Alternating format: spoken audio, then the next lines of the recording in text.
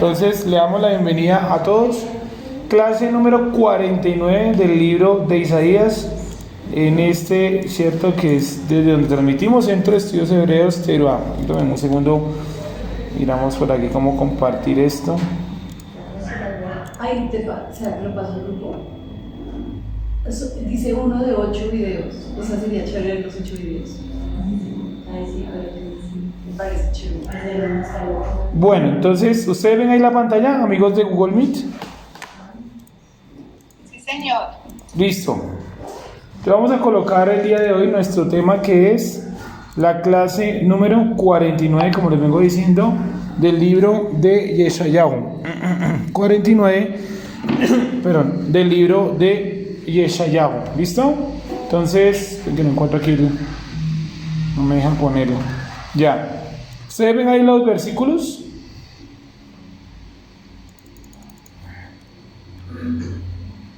Hola, ¿se ve ahí el material?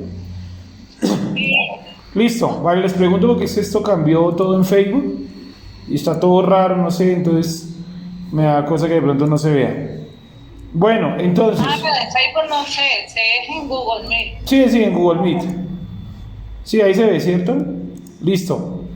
Dice Isaías 9:1, vamos a retomar la lectura desde arriba. La grabación de la semana anterior quedó un poco deficiente porque no estamos pudiendo grabar ahora. No sé cómo vamos a hacer, pero la clase, por ejemplo, de la Yeshiva Mitkaen del miércoles la grabé con audio y luego monté en ese audio las imágenes que vimos en la clase y me parece que quedó bien, incluso creo que quedó de mejor calidad que el video neto como lo veníamos grabando, pero bueno, toca empezar a ver cómo grabamos de aquí para arriba porque definitivamente Facebook no nos deja grabar más. ¿Listo?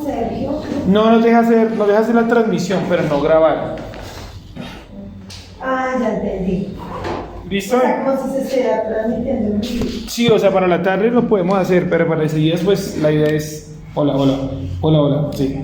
La idea pues es que nos quede la grabación, ¿sí? Bueno. Iniciamos entonces en Isaías 9:1. Vamos a leerlo hasta el 7 para poderlo coger todo en contexto, ya que de pronto pues varios pues no estuvieron en la clase anterior, ¿vale? Isaías 9:1.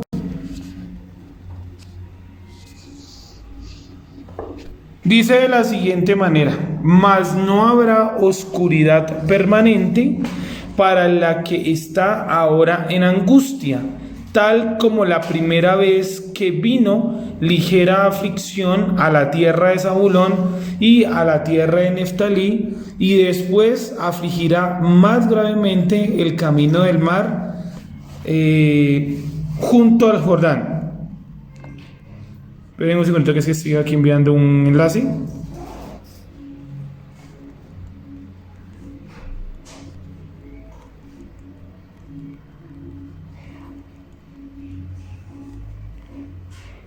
Listo, entonces seguimos.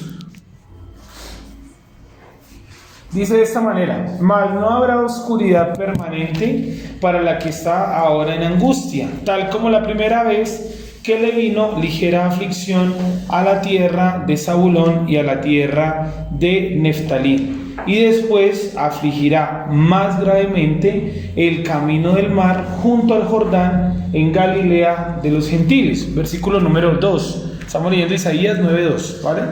Isaías capítulo 9, versículo 2. El pueblo que caminaba en oscuridad ha visto la luz grande. Los que habitan en tierra de sombra de muerte, luz resplandeció sobre ellos. Multiplicaste la gente, pero no incrementaste la alegría.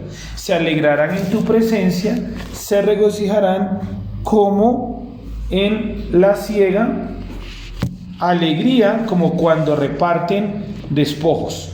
Porque quebraste tú el yugo de su carga y la vara de su hombro, el cetro de su opresor, como en el día de Madián. Porque todo calzado del guerrero en el tumulto y todo manto revolcado en sangre serán quemados, consumidos del fuego. Porque el niño les es nacido, hijo nos es dado, y el imperio sobre su hombro, y llamarán su nombre maravilloso, consolador, Dios grande, Padre de eternidad, príncipe de paz. Lo dilatado de su gobierno y la paz no finalizarán. Sobre el trono de David y sobre su reino levantará y confirmará con juicio y con justicia desde ahora y por siempre. El celo del Creador de los ejércitos realizará esto. ¿Listo? Bien, hasta ahí, pues la lectura yo creo que ha quedado pues clara, ¿cierto? Vamos a leerlo nuevamente desde el 1. Dice, retomemos un poquito lo que vimos en la clase anterior para que nos quede buena la grabación, ya que la clase anterior de pronto pues no quedó muy bien. Dice el 1 más, no habrá oscuridad permanente para la que está ahora en angustia. Está hablando de la que estaba en angustia, que era la nación de Israel, ¿cierto? Puntualmente la casa de Israel, pero cuando la casa de Israel tiene angustia, las dos casas se ven afectadas. Entonces, más no habrá oscuridad permanente para la que ahora está en angustia. O sea, la oscuridad, el castigo para Israel no iba a ser o no va a ser para siempre. Todo lo contrario, va a tener una fecha de inicio y una fecha obvio de final. Tal como la primera vez que le vino ligera aflicción a la tierra de Zabulón y a la tierra de Neftalí. Entonces dijimos que en el versículo número 1 hay dos aflicciones, la ligera aflicción y la aflicción grave, ¿cierto? La ligera aflicción, ¿qué pueblo la causó? El pueblo de los asirios. La ligera aflicción es Asiria. Y la aflicción más grave, La neobabilonia. muy bien, la cultura neobabilonia. O sea, el creador le está diciendo, mire, este castigo para Israel no va a durar para siempre. Es más, yo tengo otro castigo más grave que este. El castigo que están sufriendo o que van a sufrir con los asirios va a ser pequeño en comparación con el castigo que van a sufrir con la cultura neobabilonia. Y dicen, tal como la primera vez que le vino ligera aflicción a la tierra de Zabulón y a la tierra de Neftalí. ¿Dónde quedan ubicados la tierra de Zabulón y la tierra de Neftalí? Al norte, ¿se acuerdan del mapa de la semana anterior? Al norte de la tierra de Israel, ahí ustedes encuentran el territorio de Zabulón y de Neftalí. Y después afligirá más gravemente el camino del mar. Ya dijimos que era el mar de Galilea, o también llamado el lago Tiberíades. ¿Sí lo notaron? Mar de Galilea o lago Tiberíades. Entonces después afligirá más gravemente el camino del mar junto al Jordán en Galilea de los gentiles. Entonces dijimos que Galilea es una zona geográfica de Israel que incluye un pedazo de la tierra de Zabulón y otro pedazo, otro trozo de la tierra de Neftalí. ¿Hasta ahí estamos claros? ¿Sí? En Galilea de los gentiles. 2. El pueblo que caminaba en oscuridad ha visto la luz grande. Los que habitaban en tierra de sombra de muerte, luz resplandeció sobre ellos. Es decir, en algún momento, tanto Galilea como todo lo que rodeaba el mar y el camino cercano al Jordán iba a recibir luz. Y dijimos que esta luz era el Mashiach, ¿cierto? Porque el Mashiach arranca su labor, su predicación, su enseñanza, su rabinato, vamos a llamarlo así, lo arranca ¿en dónde? En Galilea. Tanto que hay un texto que dice en el Nuevo Testamento, creo que lo anotamos y todo, donde dice que una vez que capturaron a Juan el Bautista, Yeshua inmediatamente toma esa escuela y ¿a dónde moviliza la escuela? A Capernaum, que es cercano o casi es una ciudad, que está ubicado en Galilea. ¿Sí? ¿Estamos de acuerdo hasta ahí? Es decir, esta luz que dice acá que le resplandeció sobre ellos es obviamente el Mashiach. Buenos días. Es obviamente el Mashiach. ¿Sí? ¿Estamos entendiendo hasta ahí? Sí, señor. Sergio, Sí, te escuchamos. allí en el tercero que dice multiplicaste la gente pero no incrementaste la alegría. Así es desde el hebreo, pero no incrementaste la alegría, porque mira que yo tengo dos Biblias y en ambas en ninguna dice que no incrementaste, sino al contrario, que aumentó el gozo. O sea que Sí. está malo eso. Vale, la semana anterior lo dijimos, ¿cierto? Que la Reina Valera colocó fue incrementaste la alegría, ¿cierto? Porque se saltaron una partícula que es la partícula no, en el versículo número 1. Espérame un segundo y miramos la clase anterior aquí. Número 1, el versículo 3, ¿cierto? Míralo acá. Se saltaron esta partícula que te estoy mostrando. Si ustedes miran la hoja de la clase anterior, yo lo voy a explicar rápidamente, ¿vale? En la hoja de la clase anterior dice Hirvita Hagoy Lo, ¿sí? Hirvita Hagoy Lo. El término lo, L-O, significa no. Y mira que si tú miras en el hebreo colocaron los dos no dentro de paréntesis. Entonces, ¿qué interpretó el traductor de la Reina Valera? Que eso no había que colocarlo. Pero resulta que estos dos paréntesis, que uno es paréntesis y el otro es corchete, ¿qué nos muestran? Nos indica como tal que no se sabe qué forma gramatical se utilizó, si lo con lamed alef o lo con lamed ba, ¿sí? Que los dos significarían no. Entonces es una corrección que yo le dije gracias a se le hizo al texto de la Reina Valera porque el traductor de la Reina Valera vio los corchetes, sabió entre paréntesis el no y él dijo esto no va, pero sí va. Porque en el hebreo, cuando usted quiere hacer una clarificación, porque no sabe cómo está escrito o cómo se decía en aquel momento histórico, usted lo coloca entre corchetes. Entonces, la Reina Valera se equivocó y colocó aumentaste la felicidad. No, ahí no es aumentaste la felicidad. Pero no Es multiplicaste la gente, ¿vale? Pero no incrementaste la alegría. ¿Te puedo pedir un favor? Wendy, déjame esto ya en aquella silla. Gracias. Otra vez, multiplicaste la gente, pero no incrementaste la alegría. No incrementaste la alegría. Y uno diría, ¿y esto qué tiene que ver? Pues, digamos, ¿qué sentido tiene eso que está diciendo acá? Bastante.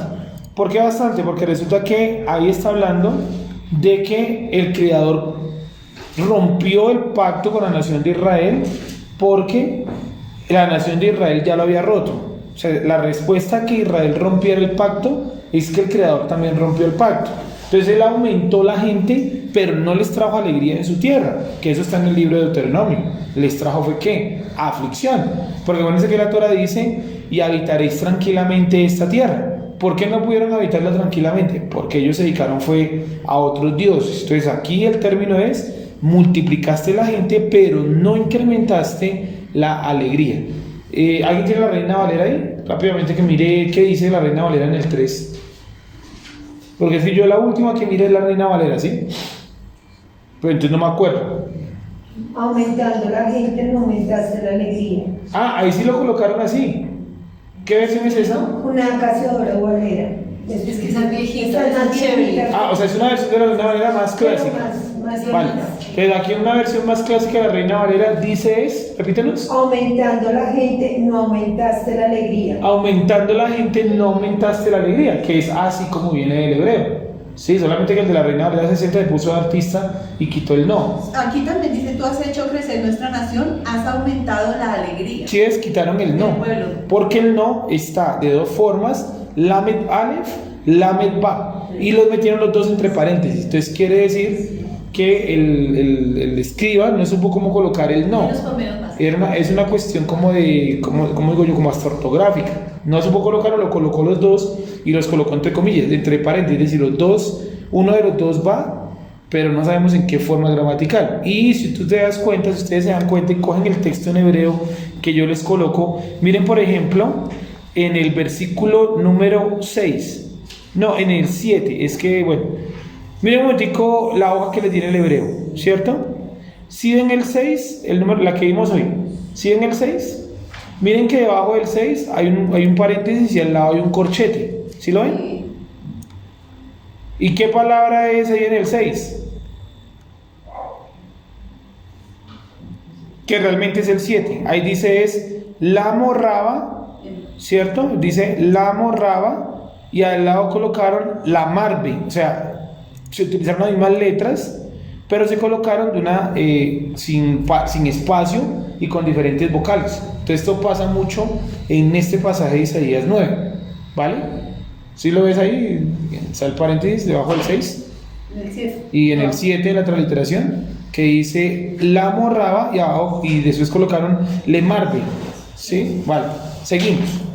Estos son detallitos del, así cuando uno coge el hebreo que se da cuenta que la Reina Valera tiene un error monumental al quitar ese no. Bueno, el pueblo que multiplicaste la gente, pero no incrementaste la alegría.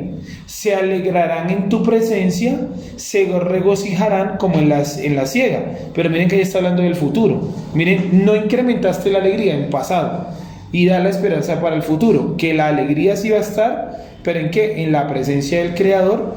Y cuando estemos en la presencia del Creador, nos regocijaremos como en la siega, ¿sí? ¿Y cuándo es el espacio de la siega? O sea, ¿cuándo ocurre la siega en la tierra de Israel? Eso fue lo último que mencionamos en la clase anterior. La siega, o sea, la recogida en la tierra de Israel, ¿cuándo se produce? ¿Alguien recuerda eso? Eso lo vimos en la clase anterior. ¿Te puedo ver un favor? Pásame ese vasito con marcadores y con lápiz. Gracias. Entonces tenemos dos tiempos de siega. ¿Cuándo son esos dos tiempos de siega? ¿Alguien lo recuerda? ¿Qué, perdón? En Pesa y en Sukkot. Sí, muy bien. Y no dicha agua que primavera. No he hecho obediencia. Esperen un segundito que creo que me quedó una cosita mal. Creo que cometí un error de ortografía. Sí, coloqué ciega con C, es con S, ¿vale? En el 3 coloquen ciega con S. Ahora me doy cuenta de eso. Ciega con S, ¿vale? Se regocijarán como en la ciega. Ese ciega del 3 es con S, porque con C es ciega de la persona que no ve, invidente. Entonces ciega con S. Ah, se reducirá como en la siega. Sí, con S. Entonces dos tiempos de siega, una en la primavera y la otra Una en Shavuot y la otra en Sukkot. en el otoño, ¿cierto? Entonces en la primavera sería en Shavuot, es decir, Pentecostés, y en otoño en Sukkot. ¿Sí? Entonces dos etapas de siega, o sea, dos etapas donde la gente recogía. La primera etapa era en la primavera, que se recogían principalmente ¿qué? ¿Qué se recogía en la primavera? Los granos. Los granos. Muy bien. Por eso la fiesta de la primavera está relacionada con los granos. Y en otoño, en Sukkot, ¿qué se recogía? Frutas y verduras. Las frutas y las verduras. Sí, dijimos que mayoritariamente, porque hay frutas que pueden crecer en una etapa diferente al otoño, ¿sí? Es diferente. Pero mayoritariamente la siega en el mes primero, en primavera, era alrededor de los granos. ¿Cuáles eran los granos de la tierra de Israel? ¿Alguien nos recuerda? El trigo. El trigo, ¿qué más? La avena, el centeno, la espelta y la malta.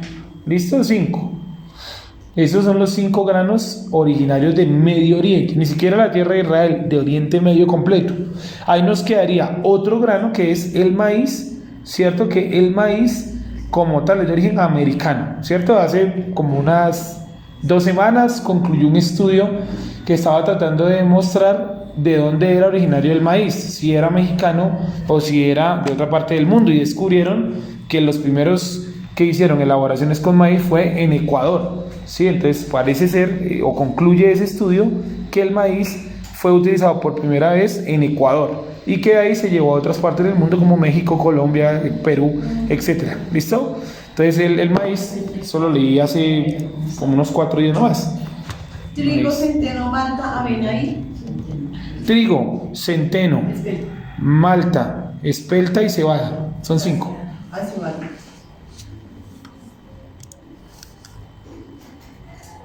¿Listo? Sergio, Sí, te escuchamos. ¿me puedes hacer un favor? ¿Me recuerdas cuál es la fiesta de primavera? Shavuot, o sea, Pentecostés. Gracias. Listo, seguimos. Entonces, se alegrarán en tu presencia, se regocijarán como en la siega. Quiere decir que las fiestas ocultan también, ya lo hemos sabido, la presencia del Creador. No es casualidad que la presencia del Creador se manifestaba más grandemente en Shavuot, ¿cierto? O se manifestó más grandemente en Shavuot, que era la entrega de la Torá, ¿cierto? Y luego con Sukkot, donde en Zacarías, ¿no?, coloca de manera profética que será la primera fiesta que celebraremos con el Mashiach ya aquí en persona, ¿sí? Como en la siega, alegría, como cuando reparten despojos. Entonces, cuando iban a la guerra antes, pues la gente cuando habían muertos y eso, iban a los campos de batalla y retiraban todo lo que había quedado, metal, piezas de ropa, todo. Eso es algo que se practicó en la antigüedad mucho. ¿Cierto? Y se llevaban absolutamente todo. Incluso algunos pueblos llegaron a quitar incluso los dientes y todo a los muertos. Sí, yo les dije a la esposa que buscaran las dentaduras de Waterloo. ¿Sí las buscaron? ¿Cómo le sacaban los dientes a los muertos y armaron dentaduras postizas? Para hacer dentaduras postizas. Entonces, como no había casi cuidado de la dentadura, entonces se sacaban los dientes y utilizaban dentaduras postizas, como lo que llaman hoy en día puente o prótesis, ¿sí? Acá. Entonces, lo hacían así muy artificial, sacando los dientes de los muertos. ¿Quitaban los dientes a los muertos y se la pasaban a un vivo? ¿Sí? No, o sea, armaban la caja, la chapa, y se la colocaban. Ya. Sí, era muy artesanal, pero pues no había más. Era eso o no, terminar sin dientes, claro, porque no había odontólogos, no había dentífrico, ¿cierto? No había absolutamente nada para proteger los dientes. Sí, siempre que muestran los cadáveres, pues hay unos que les faltaba dientes y eso, que se les caían los dientes de verdad de podrir, ¿vale? Seguimos. Multiplicaste la gente, pero no incrementaste la siega, se alegrarán en tu presencia, se regocijarán como en la siega. Alegría como cuando reparten despojos, es decir, la presencia del Creador en las fiestas de la siega va a traer una gran alegría a la nación de Israel. Esto es una profecía también, ¿cierto? Shavuot y, cómo no, Sukkot, la primera fiesta que celebramos con el Mashiach, Sukkot. 4. Porque quebraste, quebrantar es otra cosa, porque quebraste tú el yugo de su carga. Quebraste tú el yugo de su carga.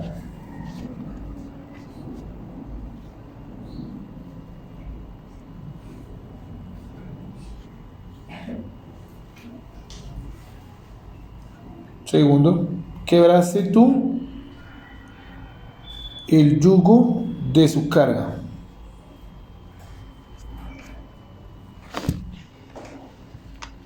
Sigo, porque quebraste tú el yugo de su carga y la vara de su hombro, el cetro de su opresor, como en el día de Madián.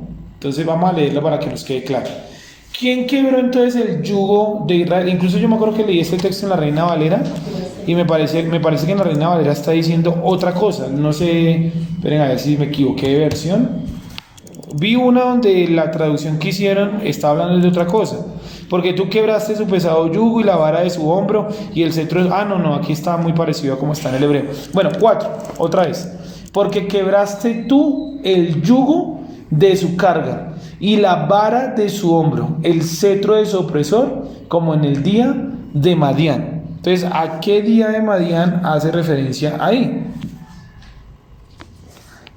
Hace referencia a Jueces 7.1. Miremos un momentico Jueces 7.1. Jueces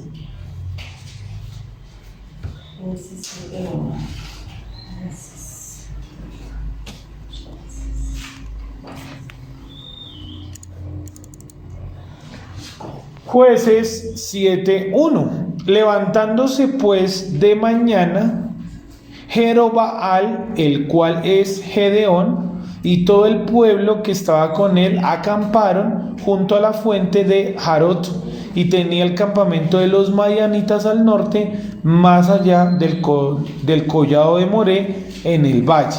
Miremos el versículo final.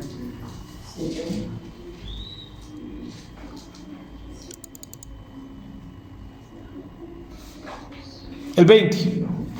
Y los 3 escuadrones tocaron las trompetas y quebrando los cántaros tomaron en la mano izquierda las teas y en la derecha las trompetas con que tocaban y gritaron por la espada del Creador y de Gedeón y se estuvieron firmes cada uno en su puesto en derredor del campamento. Entonces todo el ejército echó a correr dando gritos y huyendo. Y los 300 tocaban las trompetas y el Creador puso la espada de cada uno contra su compañero en todo el campamento. Y el ejército huyó hasta Bet-Sita en dirección de Serera hasta la frontera de Abel Mejola en Tabat.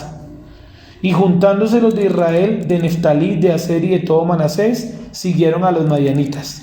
Gedeón también envió mensajeros por todo el monte de Efraín, diciendo: descended al encuentro de los madianitas y tomad los vados de Bet-Bará y del Jordán antes que ellos lleguen. Y juntos todos los hombres de Efraín tomaron los vados de Bet-Bará y el Jordán. Y tomaron a 2 príncipes de los madianitas, Oreb y Zeeb, y mataron a Oreb en la peña de Oreb, y a Zeeb lo mataron en el lagar de Zeeb. Y después que siguieron a los madianitas, trajeron las cabezas de Oreb y de Zeeb a Gedeón al otro lado del Jordán. Entonces aquí vemos una guerra civil, una guerra en la cual Israel se enfrentó contra los madianitas, y a través de un milagro del Creador, porque Gedeón juntó un ejército grandísimo y el Creador le dice: no vayas a la guerra con tanta gente, porque si no el pueblo dirá que ellos se salvaron solitos, que fue su ejército. Entonces vas a hacer este filtro, vas a escoger únicamente a X cantidad de personas, creo que fueron 300. Y para escogerlos vas a hacer los siguientes filtros: el que se acueste, el que tome agua agachado, etcétera, etcétera, y los que quedaren, a esos llevarás. A los que llevó, estos tipos empuñaron las armas, ¿cierto? Estos sujetos empuñaron las armas, y empuñando las armas, derrotaron a los madianitas de esta manera que lo leemos acá, y finalmente pues Madián acabó. ¿Qué relación tiene esto con lo que dice ya Yeshayahu? Que aquí hemos involucrado a las tribus del norte. Ahí vieron que mencionó a Neftalí y a Aser, ¿cierto? Es decir, es una guerra que principalmente realiza una liberación principalmente para la casa del norte, ¿sí? Está relacionado con lo que estamos viendo en el libro de Isaías. Entonces dice nuevamente: porque quebraste tú el yugo de su carga y la vara de su hombro, el cetro de su opresor, como en el día de Madián. O sea, esto es una profecía. El Creador está diciendo, ¿cierto?, desde el 2, que Él va a traer luz a todo lo que está ubicado cerca al mar de Tiberias, ¿cierto? A Tiberiades, al lago Tiberiades o mar de Galilea. O sea, es decir, el que ahora está diciendo: miren, yo voy a traer luz a toda la parte norte de Israel. Yo voy a incrementar en aquel lugar mi presencia, y allá se van a alegrar, porque quebraste, y aquí viene entonces: quebrarás tú el yugo de su carga y la vara de su hombro, el cetro de su opresor, como en el día de Madián. Es decir, el que le está diciendo que Él va a quitar por completo de Israel la opresión de otros pueblos, así como acá por completo derrotaron a los madianitas, ¿sí? ¿Qué pueden representar los 2 madianitas que mueren? Y que Isaías aquí pues cita de manera indirecta, como en el día de Madián, ¿sí? Puede representar de pronto ese reinado futuro del antimashiach con el falso profeta, los cuales obviamente Yeshua va a derrotar y a destruir, ¿sí? Entonces, todo eso es una profecía del futuro. Esa profecía ya arrancó. ¿Cuándo arrancó? Cuando Yeshua empieza su predicación en la parte norte de Israel. Ahí arranca todo eso, ¿sí? Pero al día de hoy todavía vemos el cumplimiento de esta profecía, porque vemos que dice acá que Él va a aumentar o nosotros nos vamos a alegrar en su presencia y se regocijarán como en la siega. Eso todavía no ha pasado, ¿sí o no? Israel aún no se ha regocijado como en la siega. Para empezar, Israel somos, como usted lo quiera ver, somos pocos los que guardamos las fiestas. Por lo tanto, pues eso aún no se ha cumplido.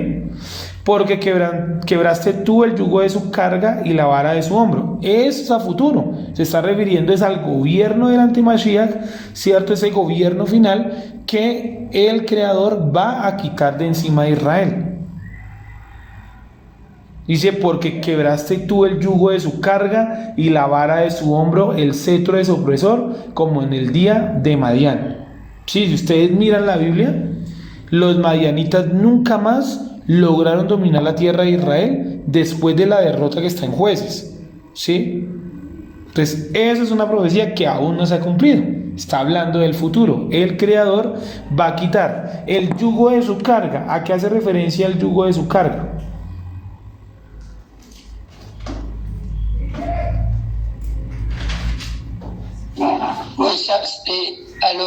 Sí. Será a todos los pueblos que aún están en contra y mantienen en contra de Israel, creo. Vale, bueno, el yugo de su carga, gracias, hace referencia a que el Creador va a quitar el castigo que le ha venido a Israel o que nos ha venido a nosotros a causa de la desobediencia.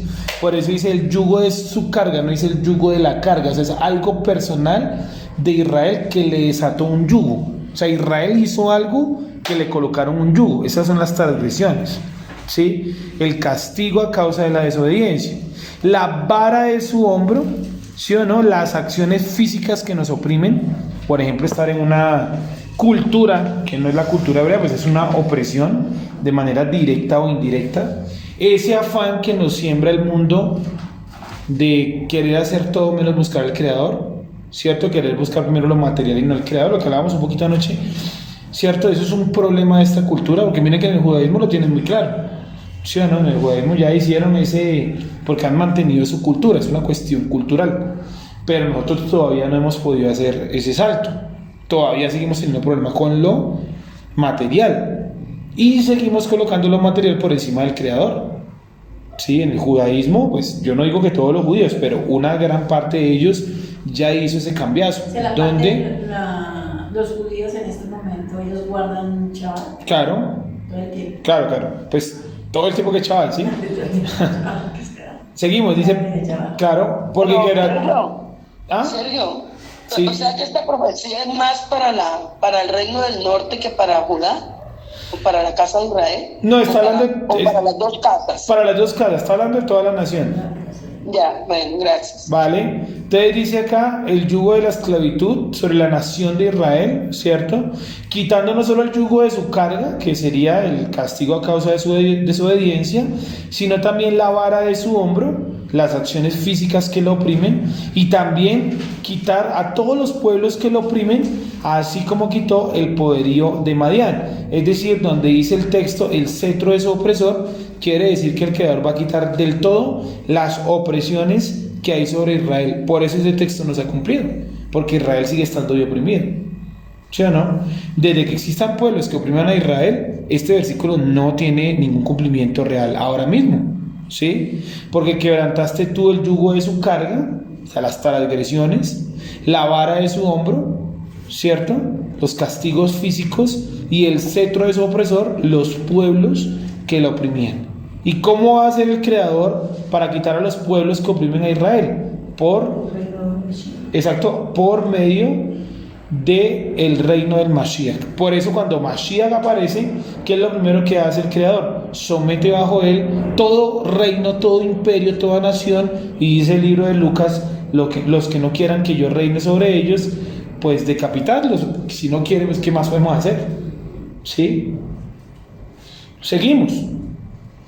Porque todo calzado del guerrero en el tumulto y todo manto revolcado en sangre serán quemados, consumidos del fuego. Entonces toda representación de poder y de aflicción que se levante contra Israel, el Creador la acabará por completo y no quedará rastro de ella. A eso se refiere el texto 5 cuando dice todo calzado del guerrero en el tumulto y todo manto revolcado en sangre serán quemados, consumidos en el fuego. Entonces expliquemos un poquito eso. ¿Por qué coloca calzado del guerrero en el tumulto? Sí, o sea, está diciendo que aún lo mínimo, aún el calzado de aquel que venga contra Israel, el Creador lo va a quemar en el fuego, o sea, lo va a destruir hasta el calzado. Incluso los mantos revolcados en sangre, o sea, la ropa que ya no tiene ningún tipo de valor por estar sucia, rota, empapada de sangre, aún eso de los que vengan contra Israel va a ser quemado en el fuego, va a ser desaparecido. Por eso, repito lo que dije la vez pasada, todos los pueblos que se han levantado contra la nación de Israel, el Creador los ha acabado por completo. Miren la ciudad de Nínive, la ciudad número 1 enemiga de la casa de Israel. ¿Qué es hoy en día? Nada, unas ruinas, ¿sí o no? Y el que trató de reconstruir las ruinas, Saddam Hussein, ¿cómo terminó? ¿Cierto? Muerto, exterminado. No logró su cometido, que era entre muchas, ¿no? Acabar con la nación de Israel. Esa obsesión de los musulmanes por no ver a Israel en el mapa. Todavía siguen ahí molestando. Claro, sí señora, hasta el día de hoy esa opresión. Pensemos en otro, pues los nazis, ¿no? El creador pues lleva hasta la locura a su líder, ¿no? Hasta el presunto suicidio. Entonces, como todo lo que viene contra Israel, el creador lo va a derrotar, destruir por completo. Sin mencionar a los que han maldecido a la nación de Israel, ¿no? ¿Cómo terminan? O los que tratan de hacerle daño a Israel, ¿cómo terminan? Eso no lo digo yo, la historia misma lo dice, ¿sí o no? Toda la gente que ha traído un daño a Israel, pues terriblemente cómo ha terminado. Eso es algo que está, porque el creador le dice a Abraham: yo bendeciré al que te bendiga y al que te maldiga, ¿qué haré? Lo maldeciré. Es así de fácil. Seguimos. ¿Tenemos una pregunta ahí? Sí, el Imperio Romano también, ¿no? El Imperio Romano, el Imperio Otomano, ¿cierto? Los ingleses, todos ellos han perdido su poder ahí por haber tocado. Los griegos, los persas, los babilonios, ¿cierto? Nabucodonosor, que se creía el centro del mundo y que en parte lo era, y miren cómo terminó, ¿cierto? O sea, totalmente destruido por el creador, sufriendo de una demencia, ¿no? Que el libro de Daniel lo pone un poquito poético, donde dice que se convirtió en una bestia del campo, algo así coloca, ¿no? Y es algo poético, realmente es que entró en un estado de demencia. Los libros persas narran eso, y en su estado de demencia parece ser que por exceso de poder, eso tiene un nombre, creo que es nepotismo. No, despotismo es otra cosa. Despotismo, se volvió loco de poder y pues terminó como está. ¿Sí o no? El poder es algo muy dañino, por eso usted va a ver la gente que ha anhelado el poder durante toda su vida, cuando llegan al poder, les sienta muy mal, se enloquecen, salen con unas penas que uno dice: esto no es lógico. ¿Sí? Se enferman y todo, porque están enfermos ¿de qué? De poder, y cuando lo consiguen, empieza su propia destrucción. Seguimos, así como aquí en Colombia, ¿no? Algunos sectores políticos. Seguimos, entonces, porque todo calzado del guerrero en el tumulto, o sea, aún lo mínimo del que venga contra Israel, y aún lo mínimo que puede ser un manto revolcado en sangre, serán quemados y consumidos en el fuego. Todo el que se levante contra Israel, el creador hoy, mañana y siempre los va a destruir, sea la nación que sea, el pueblo que sea. ¿Sí? Fácil. ¿Sí? La historia nos da la razón. 6.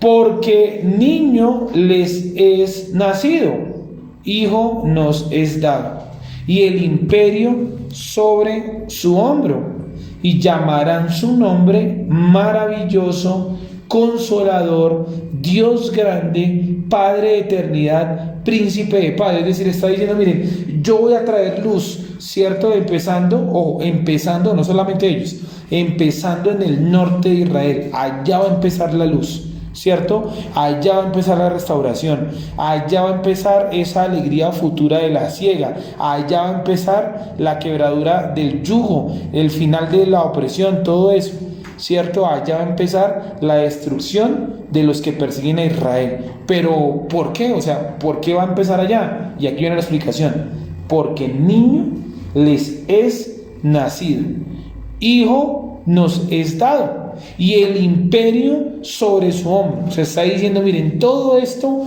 va a iniciar cuando nazca un niño, y a ese niño, ¿cómo lo llamarán? Maravilloso, consolador, Dios grande, Padre de eternidad, príncipe de paz. ¿Listo? ¿A quién hace referencia el texto 6? Ahorita vamos a coger palabra por palabra ahí. ¿A quién creen ustedes que hace referencia? A Yeshua, ¿cierto? Al Hijo de Dios, al Hijo del Creador, a Yeshua, ¿cierto? Es al que hace referencia. Pero entonces yo me dije: bueno, listo, yo tengo claro que es Yeshua, porque pues ya también sé cómo sucedió todo, ¿cierto? Y yo más o menos sé cómo para dónde va, porque ya sé qué pasó con Yeshua. Y ya también he leído el Nuevo Testamento, donde nos cuentan esta profecía pues un poquito más clara. Pero dije: bueno, ¿qué opinan los judíos de este texto? ¿Qué opinan ellos de Isaías 9:6? Sí, ellos dicen que este niño es Josías. Entonces, si quieren, anótenlo por ahí. La interpretación judía de Isaías 9:6 es que este niño es, según ellos, repito, no según yo, según ellos es Josías. Y entonces leía los comentarios de Ibn Isra, que es un comentarista de la Torá y el Tanakh de la Edad Media en España, ¿cierto? Y él decía que a Josías le iban a llamar maravilloso, o le llamaron maravilloso, consolador, Dios grande, Padre de eternidad y príncipe de la paz. Sin embargo, yo en el comentario de Ibn Isra pues encontré muchos errores. Primero, Josías no tuvo paz en sus días. De hecho, Josías muere en una guerra. ¿Sí o no? ¿Quién lo mata en la guerra? Dice la Biblia. La Biblia dice que el faraón Necao mató, bueno, pues seguramente él no, sus hombres o su ejército, mató a Josías. Padre de eternidad. ¿Por qué le llamarían Padre de eternidad a Josías si las reformas que introdujo Josías, el siguiente rey no las siguió? Entonces, ¿cómo así que Padre de eternidad? Entonces Ibn Isra dice, no, es que Josías trajo las fiestas y trajo la Torá de vuelta a Israel y nunca se apartó de ella. Eso es cuento, eso es mentira, porque les puedo mostrar que el siguiente rey volvió a colocar ídolos y demás. Y por eso el Creador le dice a Josías, en tu tiempo yo no te mandaré, ¿cómo es que le dice? En tu tiempo yo no destruiré a la nación de Judá, sino que será tiempo después. Y nombra a los babilonios ahí de manera profética, en los textos de Josías, que es el rey que estamos viendo en la clase de historia. No, paramos un poquito la semana anterior por John Teruá. Seguimos. Entonces, otro error, dame un segundo, otro error es en dónde dice el Tanakh, ¿cierto? Yo estoy criticando el comentario de Ibn Isra, donde dice el Tanakh que a Josías le digan el Gibor, o sea, Dios grande. ¿Por qué le llamarían Dios grande a Josías? Entonces yo me puse a hacer el rastreo y dije, no, yo no veo en ningún lado que lo llamen Dios grande. Consolador. Y ya bueno, esta sí podría caber un poquito, porque Josías trajo un poquito de consuelo con la Torá y con la fiesta de Pesaj. Pero maravilloso. Maravilloso es que Dios hace a través de él maravillas. ¿Sí? Y yo dije, pues puede que sí, pero realmente puede que no. Entonces yo dije, la interpretación de Ibn Isra es una interpretación errada. Sí, pues obviamente es un tipo, ¿cómo le digo yo? Una eminencia en la interpretación, pero se equivocó, ¿cierto? Así como también científicos a lo largo de la historia interpretaron una cosa y eran muy grandes, y después vino otro científico, otra gente y le dijo, no, el tipo se equivocó. Y si se equivocó, pues ¿qué hacemos? Se equivocó. ¿Listo? ¿Hasta ahí hemos entendido?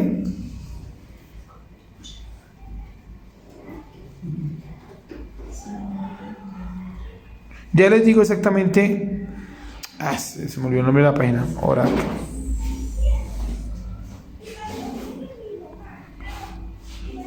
Ya les digo dónde está. Espérenme un segundo que lo estoy buscando acá, porque es que fue algo que leí, pero no quedó en el material.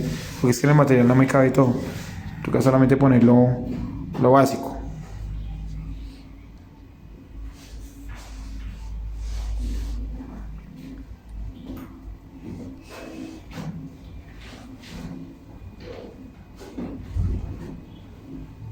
Un momentico.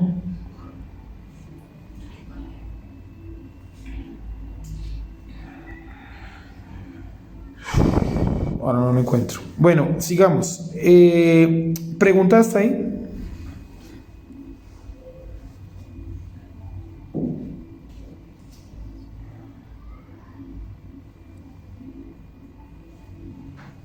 ¿No? Entonces seguimos.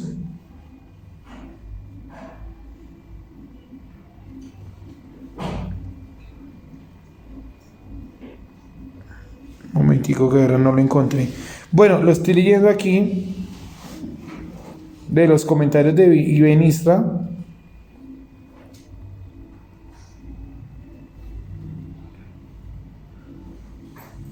Dice,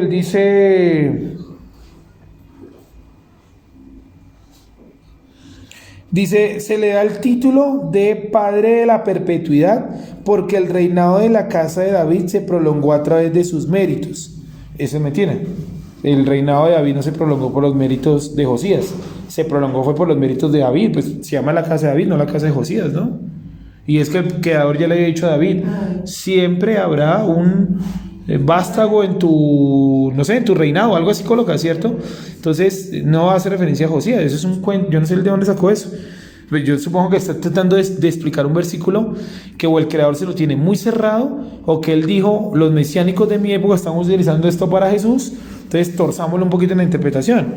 Dice, príncipe de paz, dice, porque en sus días él estableció una gran paz, y cita 2 de Crónicas 32:22. Sin embargo, vuelvo y repito que este comentario de Ibn Isra pues estaba bastante alejado de la realidad, porque en los tiempos de Josías y de Ezequías hubo guerra, no hubo paz. ¿Sí? Entonces alguien judío me diría, pero en la época de Jesús también no hubo guerra. Pues claro, es que Jesús dijo, él mismo lo dijo, yo he venido a traer ¿qué? Guerra. Él nunca dijo yo he venido a traer paz, ¿sí o no? Porque la paz no es posible siempre y cuando Israel tenga enemigos. La única manera de que se acabe la guerra es que Israel no tenga enemigos. La única manera de que Israel no tenga enemigos es que Dios someta a sus enemigos, y aún no los ha sometido. ¿Cómo sabemos que no los ha sometido? Pues mire un mapa de Israel y mire cómo está partida Jerusalén en dos: la parte de los árabes y la parte de los judíos, ¿sí o no? La verdad yo preferiría que estuviera toda en mano de los judíos, con las discrepancias que podemos tener, pero hacen parte de nuestra nación. Es mejor que ellos sean los guardianes de Jerusalén que los musulmanes, ¿o no? Es obvio, ¿sí o no? Ay, pero es que no creen en Yeshua, me quedo con los judíos, me caso con los judíos, no con los musulmanes, ¿sí? Tanto que el lugar sagrado de ellos, entre comillas, lo utilizan para jugar fútbol, para guardar piedras, para cualquier cosa menos para adorar a su Dios, porque el lugar sagrado de ellos no es Jerusalén. El lugar sagrado de ellos, ¿dónde queda? En Arabia, que es la Meca. ¿Sí o no? Es una excusa para seguir ahí fastidiando a la nación de Israel, al Estado de Israel, no a la nación, al Estado de Israel. ¿Sí? ¿Me he hecho entender hasta ahí un poquito la idea? Sí, pero el tema es que bueno, porque aquí la que el príncipe de paz es porque va a ser el Micrófono, por favor. Ese príncipe de paz, porque se ha puesto ahí. A ver, ya repito acá, la próxima utilizamos el micrófono, ¿vale? La pregunta de Claudia es, ¿por qué príncipe de paz? O sea, ¿a qué tiempo hace referencia? ¿Al futuro, al pasado? Porque pues notablemente para nuestros días no es, o sea, hasta ahora eso no se ha cumplido. Ya vamos a coger una para explicar. Entonces, ¿qué estoy haciendo yo? Estoy primero que todo quitando, o sea, tratando de, ¿cómo decirlo?, desarticular los comentarios del judaísmo sobre el 9.6. Y aquí dice otra interpretación, esta quien la da, pero dicen que esta la da Radak. Dice Radak, no sé quién será, debe ser algún rabino. Dice el rabino Radak. Pero lo miramos aquí. No sé, ahorita que pase un vendedor que tiene aquí una bulla. El aceite de coca y marihuana se aplica. Se prueba y se deja actuar Aceite de coca y marihuana, eso sí faltaba por pasar aquí. Y con semejante bulla. Nosotros no escuchamos a aquí sí se. Nosotros no lo escuchamos. Aquí sí se. Nosotros lo escuchamos bien. Espera, porque aquí no me escuchan. El nombre del rabino es David Kimi, y dice que de apodo le decían el Radak. Dice que es un filósofo, comentarista bíblico, especialista en gramática hebrea, nació en Narbona en el año 1160. O sea que este rabino es del auge de la cábala en España. ¿Se acuerdan lo que estamos viendo el miércoles? El auge de la cábala en España. Bueno, este rabino es de ese movimiento, el Radak. Y el Radak opina lo siguiente. Sí, obviamente dice de la siguiente manera, el Radak dice: por tanto el maestro, el Señor de los ejércitos, enviará entre sus gordos la flaqueza. Esperen, me ubico porque esto aquí es un reguero de cosas.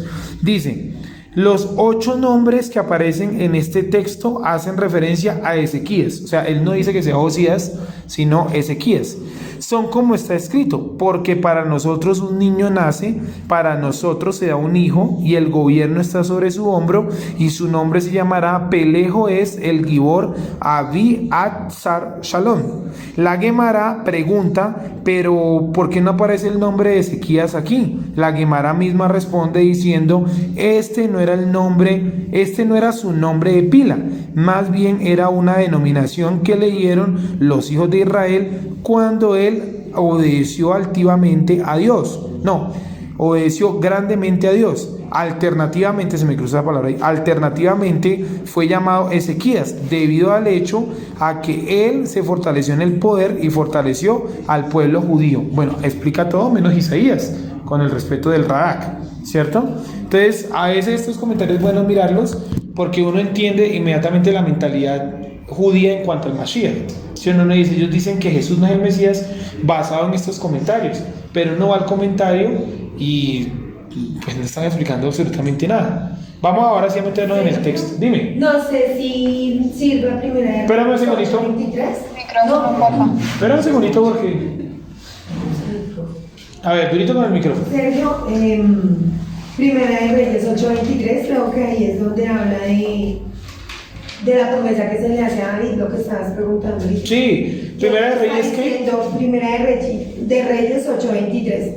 Ahí está Salomón hablando y diciendo, luego se puso Salomón delante del altar del Eterno en presencia de toda la congregación de Israel y extendió sus manos y dijo, Eterno, sí, Dios de Israel, no hay Dios como tú arriba en los cielos ni abajo en la tierra, que guardas el pacto y la misericordia a tus siervos los que andan delante de ti con todo su corazón, que has cumplido a tu siervo David, mi padre, lo que prometiste, ¿sí hiciste con tu o sea, que ese texto, repíteme la cita. ¿Primera de qué? Primera de Reyes 8:23. Empecé a leer desde el 23. Primera de Reyes 8:23 nos dice que el pacto Dios lo hizo fue con David, no con Josías. ¿Sí? Entonces esto hay que tenerlo claro porque alguien va a salir con eso y pues toca decirle no. O sea, en algún momento alguien usted habla con un judío y le va a decir no, porque ahí está haciendo referencia a Josías. Y bueno, entonces explíqueme a Josías cuándo le llamaron, no sé, pongámosle padre de eternidad. Lo único que va a tener para citar son los comentarios del Radak y de Ibn Isra porque no hay más. ¿Sí? Entonces, como no va a tener salida, uno lo tiene que citar ese texto, Primera de Reyes 8:23, donde le dice el Creador, donde Salomón reconoce al Creador y le dice que el pacto fue hecho ¿con quién? Con David su padre, no con Josías, ¿vale? Hay otro texto de Amós donde se cita, dice porque nacerá un rey y este rey quemará los huesos sobre el altar. Ahí se hace referencia a Josías. Ese es el que le iba a decir. Ese sí hace referencia a Josías. En Primera de Reyes 13:2, ahí hace, pero ese profeta no dice el nombre, dice que Josías de nacerá de la casa de David un niño que se llama Josías. Exacto, ahí lo coloca puntualmente el nombre de Josías. Sí. Mientras que aquí no cita como tal el nombre de Josías ni de Ezequías.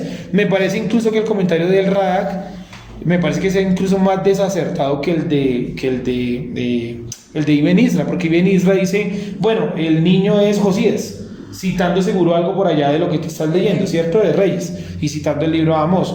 Pero el Radak sí coño fue cualquier cosa y hice una explicación ahí como hasta medio simplona. Dice, no, sencillamente él es el príncipe, ¿cómo es? No, el padre de eternidad porque él se fortaleció a los judíos cuando estuvo en su poder. No fue el único que lo hizo. Entonces David también es padre de eternidad.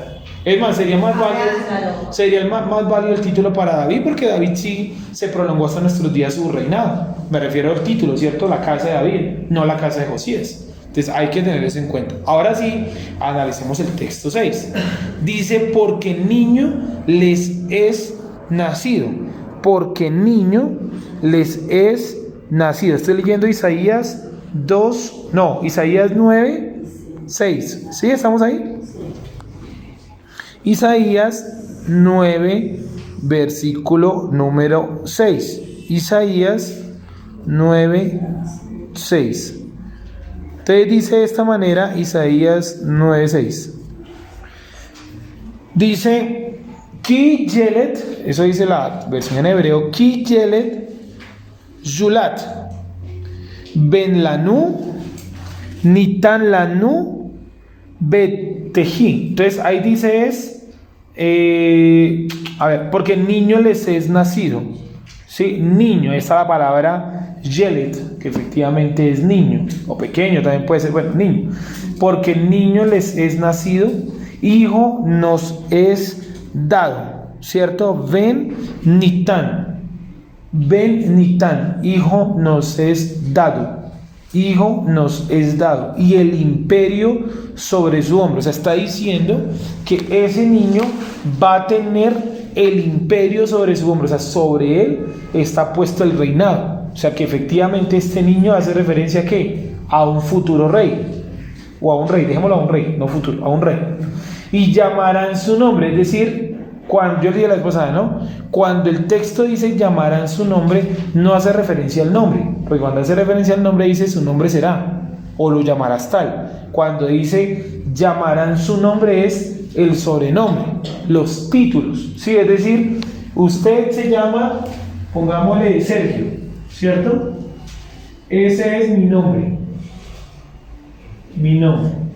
Pero si alguien dijera llamarán su nombre, ya estamos hablando de los apodos, ¿sí? Los títulos. Entonces pongámosle, no sé, en el colegio pongámosle el profe, ¿cierto? El profe.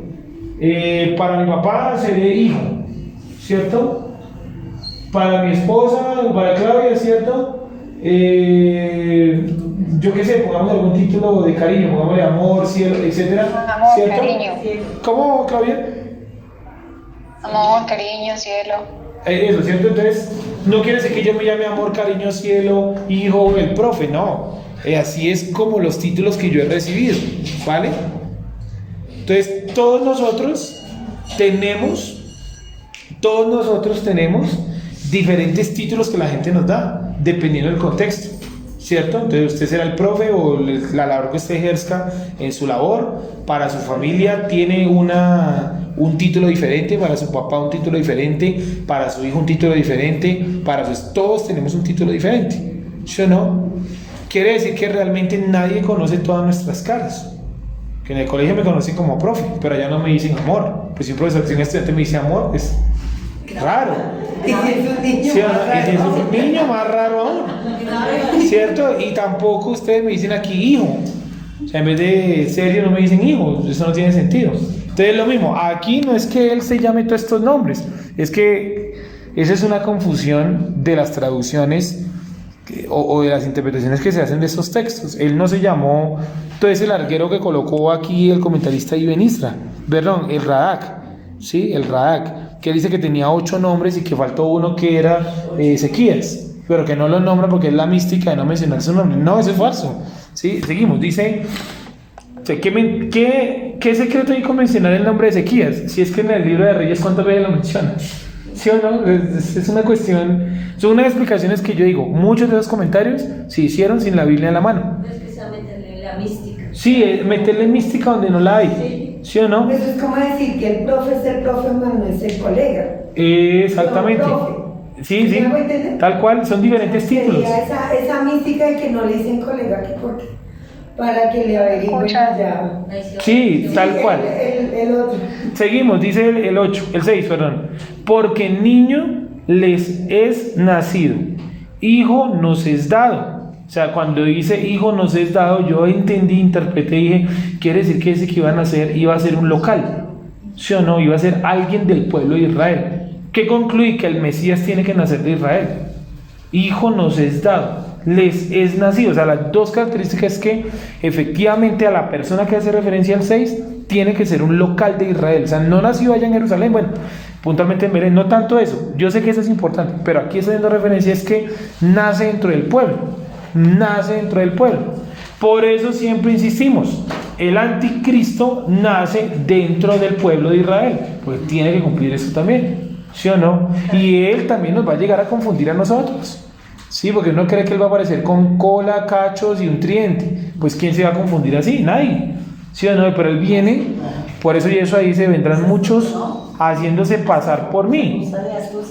Sí, entonces él usará, ¿cierto?, su inteligencia y su capacidad espiritual para confundir a la nación de Israel, ¿sí o no? Para confundir a la nación de Israel. Seguimos. Porque todo, no, pero en el 4, no, ¿dónde vamos? El 6. Porque el niño, aquí es donde pues quería hacer énfasis el día de hoy. Porque el niño les es nacido, hijo nos es dado. Entonces cuando dice nos es dado, dije, tiene que ser, o está diciendo que el Mesías tenía que nacer en Israel, tenía que ser un israelita. Sí, eso suena para nosotros, suena pues, ay, pues obvio, ¿sí o no? Pero en otro momento no era tan lógico. Seguimos. y el imperio sobre su hombro, es decir, el destino de este personaje es convertirse en un rey, y llamarán su nombre, y aquí viene, maravilloso, el primero de los nombres que se le otorga a este, digamos, a este personaje. Sí, maravilloso en hebreo es el término Pele, no Pele, jugador de fútbol de los 70, no, Pele, ¿sí? Pele. Escuchemos un segundito. Pele es maravilloso y hace referencia a que Dios lo utiliza para hacer maravillas. ¿Sí? Pele. Pele, vamos a anotarlo acá. Pele, ojalá lo pudiesen anotar también ustedes, como para que lo puedan entender. Entonces, espérenme un segundito. Borramos aquí. Pele, ¿sí? Aquí estamos hablando de uno de los textos más debatidos dentro del judaísmo y también más olvidados. Sí, de hecho, yo le invito a que usted lo haga. Coloque, por ejemplo, en internet estudios de Isaías 9 y coloque Chabad, coloque cualquier escuela del judaísmo y se va a dar cuenta que no hay absolutamente nada. De hecho, yo tenía, lástima que no lo bajé. Pero sé que me puede hacer el favor de bajarlo. Está aquí subiendo donde está el computador, ahí está puesto el Tanakh. No. Bueno, mira si está ahí, por favor, gracias. Y si no, está en la pila de Tanakh, ¿cierto? Los negros, el de 3 estrellas. Gracias. El Tanakh de 3 estrellas. Para que ustedes vean cuántos comentarios hicieron del 9. 1. Sí, me da esta risa porque digo, ellos tanto que les gusta el comentario, tanto que les gusta la mística, pero los textos donde ven que es un terreno pantanoso, deciden colocar cualquier barbaridad. ¿Sí? Lastimosamente, pues están tratando de no reconocer a Yeshua. Y en parte los entiendo, porque ellos crecieron con la idea de que Yeshua es el que está colgado en la cruz, y llegaban a su casa tipos con un crucifijo diciendo desalojen o los matamos por ser judíos. ¿Quién va a creer así en Yeshua? Lo relacionan con idolatría. Es una mala perspectiva que han tenido de Yeshua. Y entonces ahora, la nación de Israel, la casa de Israel que está siendo llamada para llevar el mensaje de la Torah, ahora fue cumpliendo la tradición judía, o sea, enseñándole a un judío los libros que ellos se conocen desde niños. Eso sí lo digo. Por eso yo siempre lo digo, nosotros no estamos llamados a eso, porque siempre lo digo, dejen que los judíos sean judíos, ellos son expertos en el Talmud, nosotros nunca vamos a llegar a ese nivel de pericia, experiencia, no sé, nos toca dedicarnos a lo que el Creador nos... Intermitencia. ¿Alguien más tiene intermitencia? ¿Alguien más me escucha de manera intermitente? Yo lo escucho perfecto. Vale, de pronto es tu internet. ¿Alguien más? Esperanza, ¿tú me oyes cómo? Bien, sí señor, te escucho bien. Vale, entonces seguimos. Entonces, nosotros no estamos llamados a ser expertos en el Talmud. Sí, por eso la clase de los miércoles no es para ser un experto, es para conocer.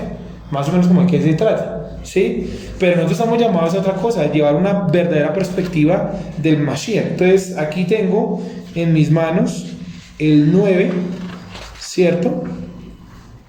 ¿Cuál es el texto del 6, cierto? Dime lo que dice en este. Voy a leer el Tanakh de Katz, que lo tengo acá en los comentarios. Dice: un niño, se refiere a Ezequías, quien fue rey después de Acaz, su padre, y reinó con suma rectitud. Sobre su hombro, esperen, ¿qué le pasó a esto? Ya, sobre su hombro equivale a la expresión sobre su espalda. Maravilloso, consejero, Dios fuerte, Padre eterno, son alabanzas para referirse al Creador. Príncipe de paz, dice, si no contamos el ataque frustrado de Sennacherib, hubo mucha tranquilidad durante su reinado. Si no contamos. Sí, es gracioso.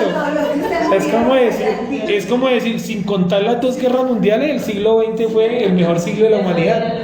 Sí, exacto. O sea, son ese tipo de comentarios que uno dice que el tipo, o Dios lo tiene muy cerrado el pasaje, o sencillamente se está haciendo el loco. El comentarista que no dice además quién es. Vamos a leer otro comentario por acá. Dice el 16.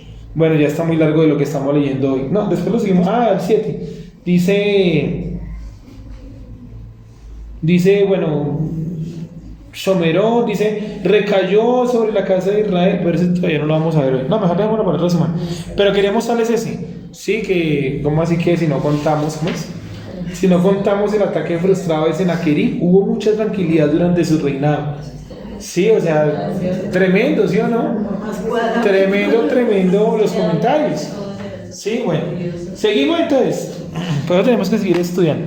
Entonces, la primera palabra, lástima que se me va a acabar el tiempo. La primera palabra o el primer término es maravilloso, ¿cierto? Maravilloso. ¿Cómo lo coloca la Reina Valera primero? Hermoso, ¿por qué dice? Admirable. Bueno, maravilloso es el término pele, ¿cierto? Pele. ¿Qué significa? Usado para maravillas. Sí, es decir, el término pele yo se lo puedo incluso intilgar a una herramienta. Por ejemplo, a este marcador que yo tengo en mi mano, yo puedo decir este marcador es pele, maravilloso. Sí, ¿por qué? Porque yo me hago tremendos dibujos, no sé si se puede dibujar, ¿cierto? Entonces es pele porque a través de él yo hago maravillas. Pero aquí el pele es el Mashiach, ¿cierto? Es decir, a través del Mashiach Dios iba a hacer ¿qué? Maravillas. Dios iba a hacer maravillas. Por eso Yeshua dice, lo que yo hago, de mí no lo hago, sino lo que veo hacer el Padre. O sea, era un instrumento del Creador. Creo que eso tenemos que repetir, porque suena fácil, pero acuérdense que nosotros venimos de una tradición trinitaria en la cual Jesús y el Padre están separados, pero son uno solo, pero son dos seres distintos, pero son el mismo. O sea, es muy enredado, ¿se me entiende? Entonces es mejor entender que Yeshua es un instrumento del Padre. Suba al Padre de categoría, déjelo en una categoría donde no hay nadie, y debajo de él está el Mashiach. Ya hemos podido hacer un poquito esa transición. A alguien, sinceramente, ¿no? Eso es abierto. Pero sinceramente a alguien le cuesta aún un poco la Trinidad. De los que están en Google Meet, no sé, ¿alguien tiene algún comentario ahí? ¿A alguien le cuesta la Trinidad todavía? Que además sería normal por nuestra formación académica, religiosa, espiritual, ¿no? Sería apenas normal que nos costara. Bueno, seguimos. Entonces dice, esperen que se me perdió acá el texto. Dice Dios grande, maravilloso. Cierto, maravilloso es pele, ¿sí? También es milagro, ¿sí? Milagro, sí, hacer una maravilla. Milagro, pero milagro es como algo inexplicable. Sí, O sea, una maravilla, un milagro, lo que el Creador lo utilizó con ese sentido, ¿no? El sentido de las maravillas, el sentido de los milagros, hizo cosas inexplicables, como colocarle ojos o barro a un tipo que es ciego y curarlo, ¿no? Es algo inexplicable, algo que no podemos hacer exactamente nosotros. El siguiente, que es el término, miren que es que aquí como que se me corrieron los versículos, es que no entiendo. No, soy yo el que estoy corrido. Entonces, Megolá, Hasimán, Betji. ¿Qué texto es? Perdón, el 6. Yoetz, ¿cierto? Es el siguiente. Yoetz.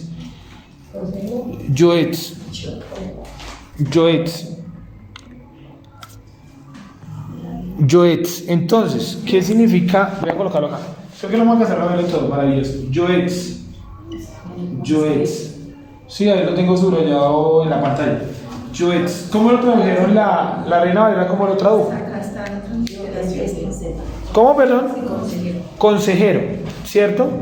Consejero. Y yo, no me acuerdo cómo lo coloqué. Consejero, yo lo coloqué consolador, ¿cierto? Aquí, bueno, aquí puede ser. Porque dónde no era. Entonces, Yoetz. Una persona que avisa o trae noticias del futuro. Entonces, maravilloso, que vamos a colocarlo como consolador. ¿Cómo lo coloqué yo? Yo lo coloqué como consolador. ¿Cómo es que dice la Reina Valera? Consejero, y puede ser también incluso avisador. Si alguien que da aviso, incluso en una versión lo colocaron como profeta, pero bueno. Para asesorar. Sí, o guía, también lo vi en una versión, guía. Sí, Yoetz, o sea que esa persona tenía que traer noticias del futuro, basándome en el término Yoetz. Entonces la pregunta del millón, ¿dónde Josías trajo noticias del futuro y profecía? En ningún lado. Ezequías, pues tampoco, ¿sí o no? Entonces hay que, o sea, se caen los comentarios, pues, de esto del judaísmo, ¿se me entiende? Seguimos. Dios grande, el término es el Gibor. ¿Sí lo ven ustedes en el hebreo? El Gibor, Dios grande. Voy a colocarlo acá. Voy a colocarlo tal cual. Dios grande. Dios grande. Y aquí colocaron el Gibor, ¿cierto? Una gran autoridad. Una gran autoridad. ¿Quién le dio la autoridad al Mashiach? A Yeshua, el Padre, ¿cierto? Yeshua tenía autoridad, claro, ¿cierto? Dando que ellos se preguntaban, los discípulos, por ejemplo, ¿quién es este hombre y de dónde tiene esa autoridad que aún el cielo, el mar, y no me acuerdo qué otro, colocan tres cosas, el mar, el cielo y las nubes, no sé, la lluvia, le obedecen cuando están en la barca, ¿cierto? O sea, ¿de dónde saca su autoridad que aún ellos le obedecen? Pues la autoridad, ¿de dónde la sacó? Pues del Padre, ¿sí o no? Los vientos. Dime, Clau. Los vientos. Los vientos, gracias. Y las nubes, no, los vientos. Entonces, Dios grande, el Gibor, hace referencia a una gran autoridad, ¿sí? Una gran autoridad. Y, dime. No, es que acá tengo es que Dios invencible, Padre eterno. Dios invencible, imagínate. Sí, no, porque el término Dios no necesariamente es un ser celestial. Es el Gibor, que es una gran autoridad. Una gran autoridad, sí. Y porque la palabra Gibor, coloquémosla acá. La palabra Gibor es grande, entonces, pongámoslo así, gran autoridad. Esa sería, digamos, la correcta. La más acercada, sí. Acá también, gran autoridad. Me dijeron y lo puse 2 veces. Bueno, gran autoridad. Y por último, nos quedan todavía 2. Padre de eternidad. Ustedes la pueden ver que es Aviat. Aviat. ¿Sí? Aviat. Padre de eternidad. Vamos a hacerlo aquí abajito. Aviat. Aviat. ¿Sí? Padre de eternidad. Pero la Reina Valera le colocaron fue Padre eterno. ¿Sí o no? Sí. Es Padre de eternidad. La vez pasada habíamos hecho una corrección que hablamos de ese texto y se nos había dicho que no era el Padre sino el dador. De la eternidad, porque no era el eterno, sino el que daba la eternidad de parte del eterno. Claro, y ahí en el material de hoy colocamos varios versículos donde Yeshua dice que él da vida porque el Padre le ha dado esa capacidad. Dice, para que yo les dé vida eterna. El Padre me resucita para que yo les dé vida eterna. O sea, indudablemente Él da la eternidad, ¿cierto? Pero ¿quién es detrás de Él? El Padre. ¿Sí? Yo creo que, bueno, hoy lo entendemos, pero porque claro, así lo ha querido. ¿Sí? No más acertado, dador de eternidad. Sí, ya, incluso creo que por aquí abajito lo colocamos así. Aviat, esperen un segundito. Padre de eternidad, dador de eternidad. Mira abajo el comentario en el 6.5, dador de eternidad. Entonces, Aviat. Esto se me olvidó de no, aquí está. Aviat. Aviat, ¿sí?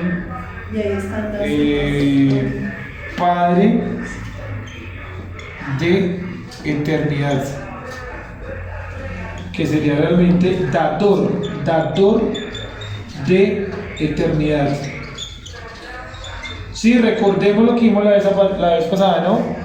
El concepto de padre es el que da y la madre es la que recibe. Entonces por eso la tierra es la madre y el agua a veces es entendida como el padre, porque para que la tierra crezca hay que darles agua, ¿cierto? Y nosotros en la relación que tenemos con el Creador es el Padre porque Él nos da, ¿cierto? Nosotros venimos a ser sus hijos, sus receptores. ¿Estamos entendiendo hasta ahí? Sí. Bien. Igual este texto lo vamos a abrir nuevamente la próxima semana, ¿vale? Estoy como colocando así la introducción porque ya se me va a acabar el tiempo. Hemos visto los versículos y eso. Y el último, Sar Shalom, ¿cierto? Sar Shalom. ¿Qué significa? Sar, S-A-R, Sar Shalom, que significa príncipe de paz. Príncipe de paz. Voy a escribirlo acá. Sar Shalom. O sea que... Príncipe de paz. Esa palabra zar es príncipe. Sí, señor. Por eso es el zar de... no sé. No sabría exactamente si tienen algo que ver o puede ser una coincidencia más bien. Zar, ¿no? Aunque ese zar es con Z, el de los rusos. El zar Nicolai II. Bueno, seguimos. Entonces, príncipe de paz, que es Sar Shalom. también puede ser entendido como administrador de paz. Incluso ese administrador de paz, pues podría ser incluso un poquito más entendible, ¿no? Pero príncipe de paz, pues no está mal. Administrador de paz o príncipe de paz. Y miren lo que dice el 7, y aquí es donde yo digo el comentario está totalmente devaluado, los comentarios que yo leí del judaísmo. Dice: lo dilatado de su gobierno y la paz no finalizarán, ¿sí? Y entonces el comentarista dice que hay que tener en cuenta todo menos la invasión de, ¿cómo se llamaba el invasor? El campo de... se me olvidó ahora. Espere que pase el vendedor, que este sí trae una bulla inconmensurable. ¿Cómo se llama el...? Senaquerib, gracias. Senaquerib. Aquí nos acordamos con esa bulla que nos enloquece. Entonces dice acá, el 7. Lean solamente el 7 y con el 7 ya usted dice, no puede ser ni Ezequías, ni Josías, ni David, nada. No ha nacido todavía, o sea, no ha cumplido todavía esto. Lo dilatado de su gobierno y la paz no finalizarán, ¿sí? Sobre el trono de David, escuchemos, y sobre su reino levantará y confirmará con juicio y con justicia desde ahora y por siempre. Perdón, pero ese no es Josías. El celo de Yuhebahej de los ejércitos realizará esto. Entonces, notablemente el 7 nos dice que este personaje no es Josías. ¿Bien? ¿Quedó claro hasta ahí, amigos de Google Meet? Sí, señor. Listo. ¿Alguien tiene alguna pregunta para concluir? Ahí terminamos.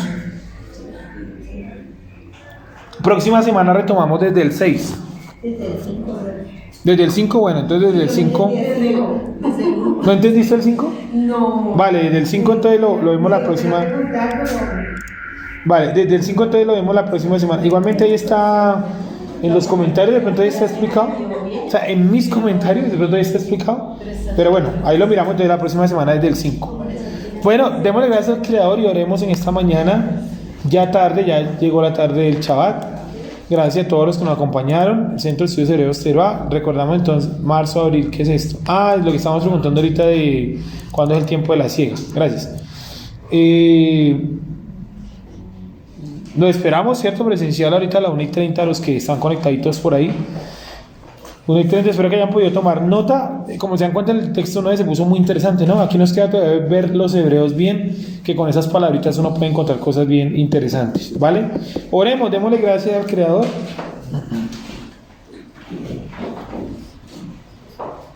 Padre, te damos gracias por tu bondad, alabamos tu santidad y tu santo nombre. Tú eres el único y verdadero Elohim, el único y verdadera autoridad que tiene nuestra nación y que ha colocado por autoridad también a Yeshua el Mashiach. Gracias te damos porque tú abres delante de nosotros estos textos y estas palabras que son tan importantes para nuestra construcción como nación. Te alabamos y te pedimos que nos permitas entender cada día más del libro de Yeshayahu. Gracias por las manos trabajosas que conservaron este libro, estos textos. Gracias, Padre, por cada persona que se acercó a este libro y que tú le has permitido entender la profundidad y la importancia que hay en él. Te alabamos, Padre eterno, y te damos gracias porque tu misericordia es eterna. Padre, también te pedimos por aquellas personas que han colocado en su corazón guardar el Shabbat y acercarse a este lugar. Gracias por tu benevolencia, por tu bondad, ahora y siempre. Amén. Amigos, muchas gracias. Recuerden que cualquier aporte que quieran hacer en cuanto a la sede acá, nos pueden escribir por interno, con mucho gusto, ¿vale? Que estén muy bien, buena tarde a todos y nos vemos ahorita en la tarde del Shabbat. Shalom a todos, amén. Shalom, muchas gracias. Gracias, Sergio. Shalom, buen día.